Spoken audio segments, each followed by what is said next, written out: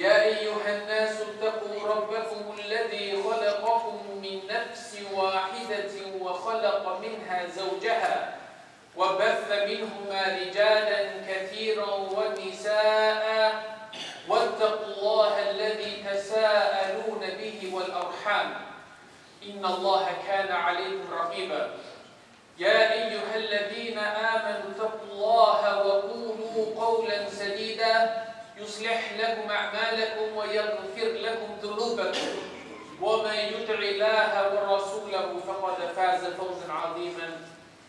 We begin by praising and thanking Allah the Exalted, declaring His praise, declaring His absolute oneness, declaring that He alone deserves to be worshipped, and anything and everything else that is worshipped alongside with Him or in place of Him, that it is false. Declaring the absolute truth of the Prophet Muhammad, may Allah's peace and blessings be upon him, as His final prophet and messenger, the last of mercy to all of humanity. O you who believe, be mindful of Allah. Be mindful of Allah and do not die except as sincere Muslims, as true believers. O humanity, be mindful of Allah, your Lord, who created you from Adam and created from Adam his wife Hawa, and created from the two of them the human race that is found all throughout the earth. And be mindful of Allah, in whose name you make requests and demands from each other, and also be sure to maintain your family ties. Certainly Allah observes you from above.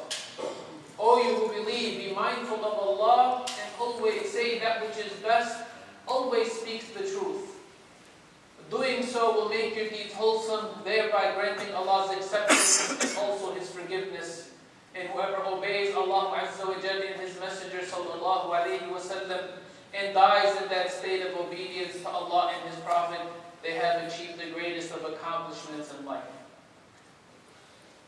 Subhanallah, ahibba, this is our third Jum'ah in the new Masjid. And, at first, it seemed like it was a dream. And so I had to wait for the second Jum'ah to come around just to make sure that it wasn't one of those really amazing dreams that seem so vivid, and all but maybe an hour or less or more, but yet it seems in the dream state that it's carried on for a week. I had to make sure that it was true. But with today being the third Jum'ah, I think it's undeniable that it's not a dream. But yet at the same time, ironically, it is a dream. It's a dream come true. And being that this blessed new house of Allah Azza wa Jalla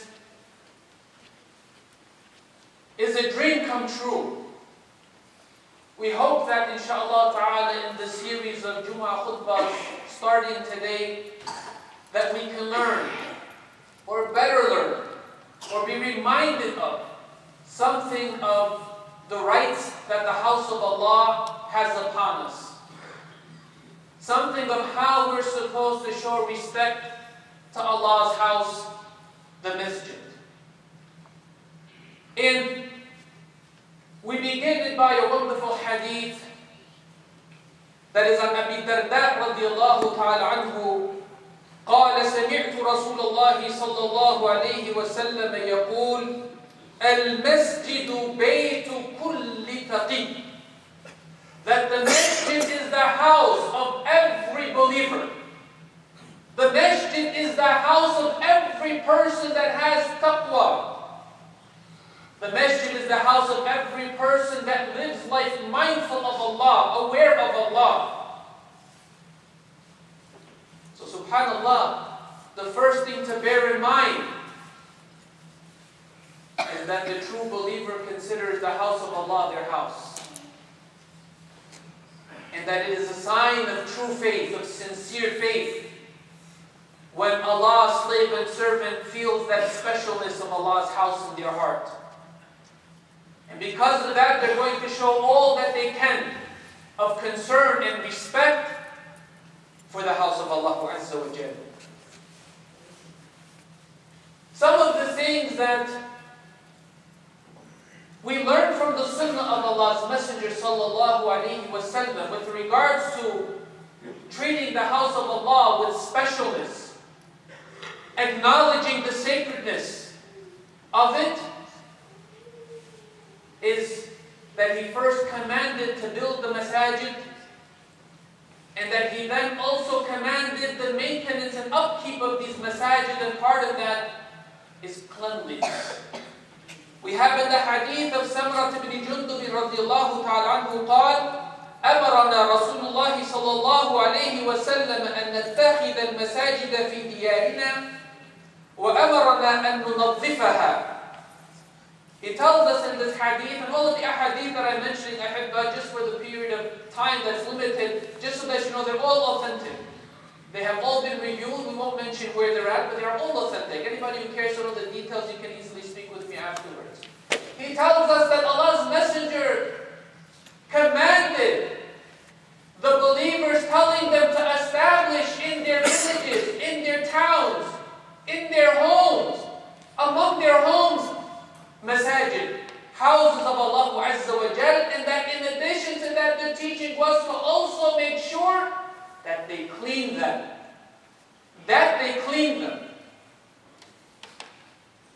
And we all know, subhanAllah, the importance of purity in Islam. As the Prophet ﷺ so beautifully taught us, "At-tahuru shatrul iman," that purity and purification are half of our faith. We have this other hadith on Anas radiallahu ta'ala anhu قال رسول الله صلى الله عليه وسلم عرضت علي أجور أمتي حتى القذاة يخرجها الرجل من المسجد. In this hadith, Allah's Messenger sallallahu alaihi wasallam said that the deeds of my ummah, the rewards, those good deeds for which my ummah, my people will be rewarded for, they have all been shown to me.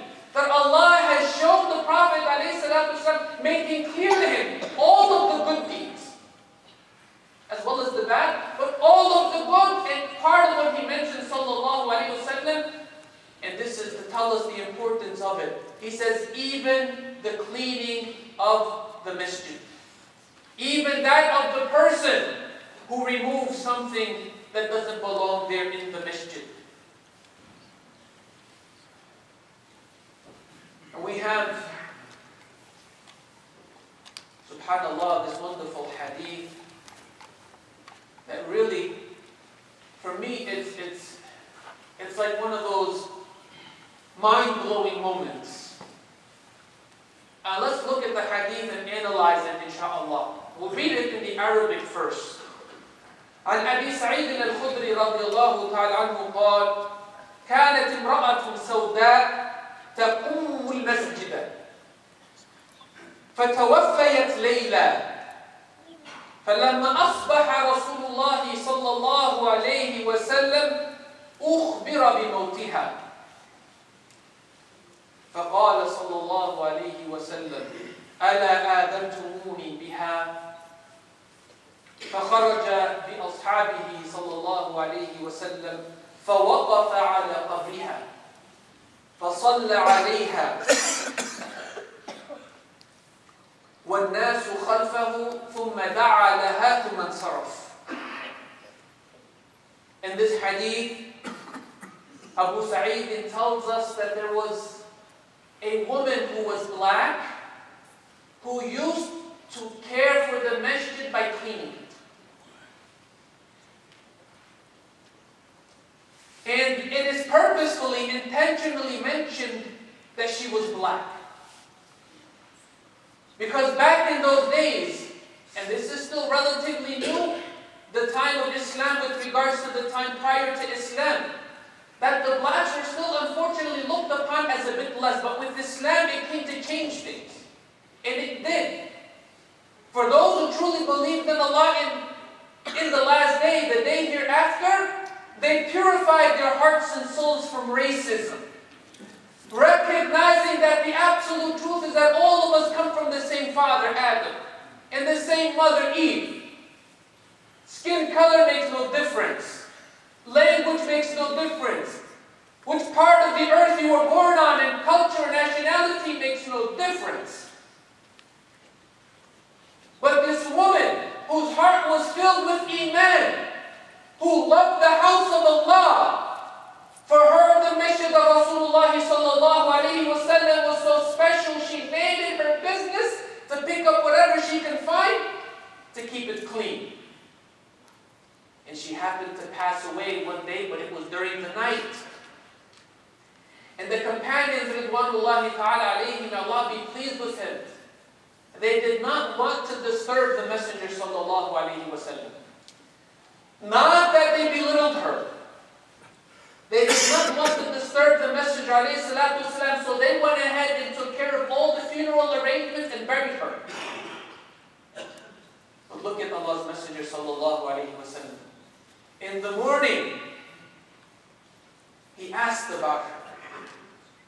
He noticed that she was not there. This is telling us something, that if you want to be known, you have to be a people of the Masjid.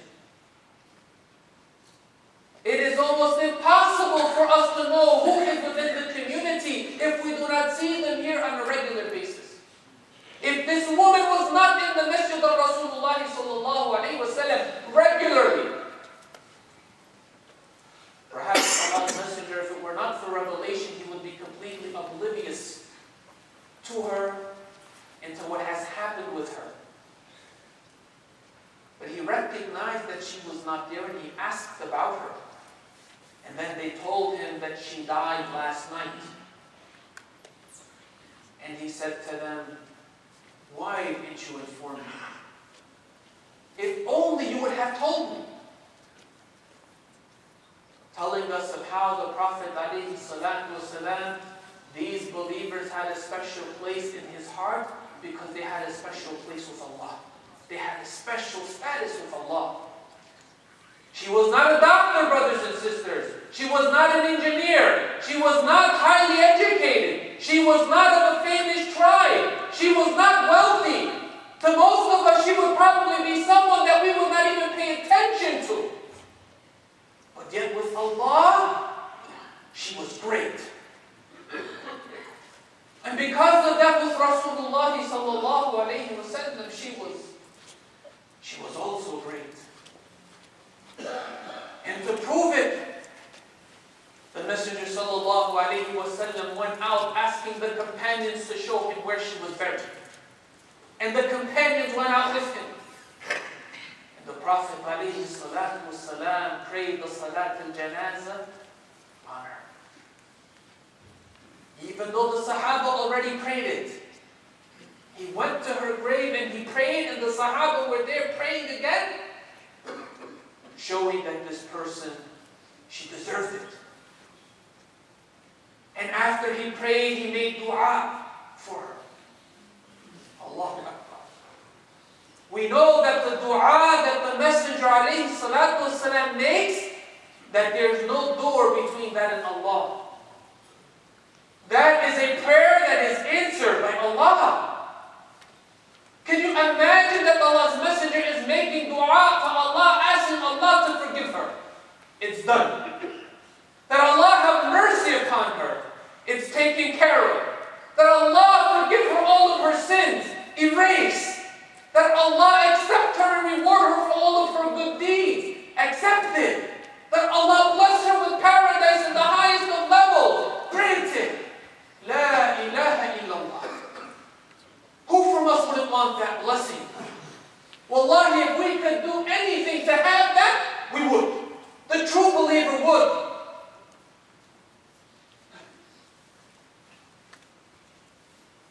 And I'll tell you something.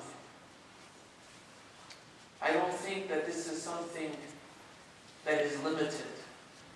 I think that the same blessing is there for all of us who truly understand the sacredness and the specialness of the Masjid. And they treat it as such.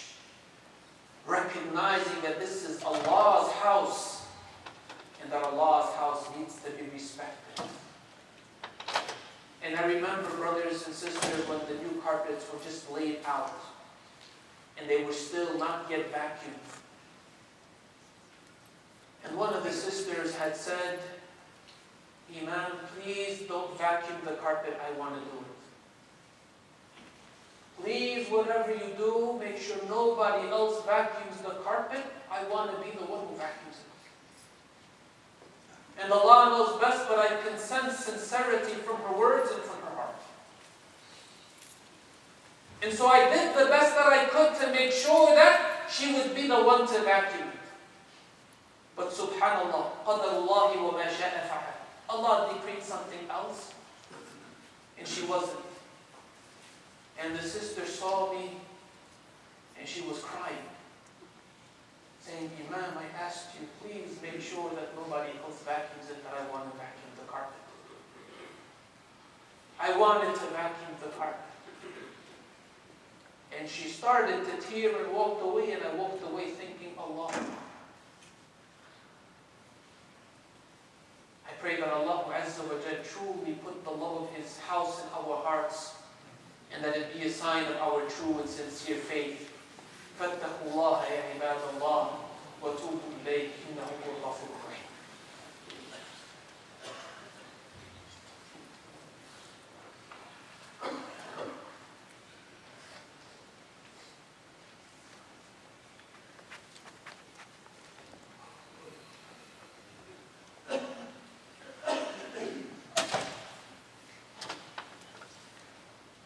بسم الله الرحمن الرحيم.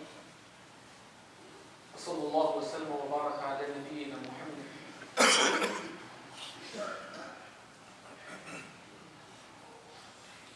أحبة, when we look at the examples of those righteous, blessed people,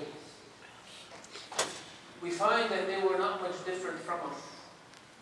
They lived in this world. They were preoccupied with many different things. They had to earn a living. Time also meant money to them. But when it came to time, they had the priority clearest that the most blessed of time is the time that counts for them. Time that is used in the service of Allah and in the service of His creation. And therefore they did not see it in any way contradictory that if they were to use their time to care for Allah's house, that it is time not well spent, or that it would belittle their education and their status, or anything else of that sort. Absolutely not. They were a people who recognized that the house of Allah Azza wa Jal is definitely Allah's house, and Allah Azza wa Jal, who is the source of our love and the focus of our living and our attention, is He not deserving of the best? Absolutely He is. Absolutely He's deserving of the best. In His houses which are established for His sake, sincerely to serve Him in His purpose and cause, they are definitely most absolutely deserving of our best and most sincerest of time and efforts. And another thing that we want to learn as far as the Masjid, Ahibba, is what we have of teachings that focus on the Masjid being a place that is pleasant not just to the eyes, not just also pleasant to the ears, but also pleasant to the nose. Allah's Messenger sallallahu alayhi wa sallam would have the Masjid fragrant. That there was from the Sahaba the one who would come and would burn, as they would use bukhur, where they would burn the different forms of incense that they had, so that the Masjid would smell wonderful. But in addition to that, Allah's Messenger sallallahu alaihi wasallam told the believers how they should be cautious about their own bodily fragrance, of their bodily sense, of their bodily odors. And so He taught the believers, as He Himself was His practice, that when He would come to the Masjid, that He would wear the best of fragrances that were available to him, even though his own bodily fragrance was sweeter than the best of what was available of oils. Sallallahu alayhi wa sallam. He tells us in this hadith that is on Jabir radiallahu ta'ala anhu, قال نهى رسول الله صلى الله عليه وسلم عن أكل البصل والكراث فغلبتنا الحاجة فأكلنا منه فقال رسول الله صلى الله عليه وسلم من أكل من هذين شجرة ممتئة فلا يقربن مسجدنا فإن الملائكة تتأذى مما يتأذى منه الإنسان. Subhanallah. Jabir, may Allah be pleased with him, says that Allah's Messenger prohibited us from eating from the onion and from garlic. From eating from these two plants, from these two forms of produce that he said are stinky and smelly, that give a bad odor. He said, but because we were in need, we had once eaten from them. And we went to the Masjid, and the Messenger ﷺ smelled the odor of these plants, of these vegetables. And then he stated, whoever eats from these two smelly, stinky things should not come near our Masjid. Could you imagine? The command is there to make salah, but under the circumstance, the Prophet ﷺ is saying, do not come near the Masjid. What is he teaching us, sallallahu alayhi wa sallam? To take and find excuses so that we say, well, I can't go because I had this or because I had that. No, the correct perspective is that of the believer who says that I am going to place the teachings of Allah before my eating habits and dietary likings. The believer, the true believer, is the one who places Allah's wishes and Allah's love and that of the prophets before their own desire. That if they know coming to the masjid smelly because of these things is something that is prohibited, do not consume them. And honestly, Ahibba, this is something that is a real problem. If we can imagine that this is the case with regards to people and what they eat of smelly, stinky food that may taste good, they may taste real delicious, but the angels, the Prophet tells us, they also are abused by these awful odors. And if this is the case with garlic and onions, what do you think, brothers and sisters, with regards to the one who smokes cigarettes and then comes into the masjid? What do you think about smelling like an ashtray and then coming into the masjid? Something that is clearly khabith. Something that is clearly disgusting. And to perhaps make matters worse, that you come into the masjid just before you take your final puffs and you don't even seek to try to kill it with some form of a nice oil or fragrance or cologne or whatever the case may be. And we come into the masjid and perhaps it counts against us. Brothers and sisters, I know some of you are still watching the news and perhaps you have seen what is the continuation of what's happening in Japan. And I saw a clip from the news and there was something that really just blew my mind. They were talking about how the Japanese people,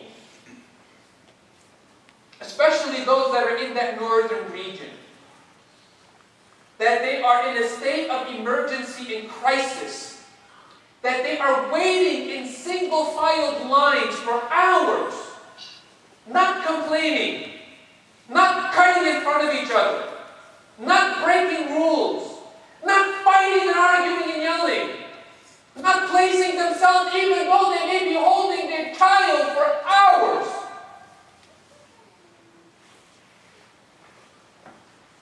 Intentionally, consciously lowering the consumption of the electric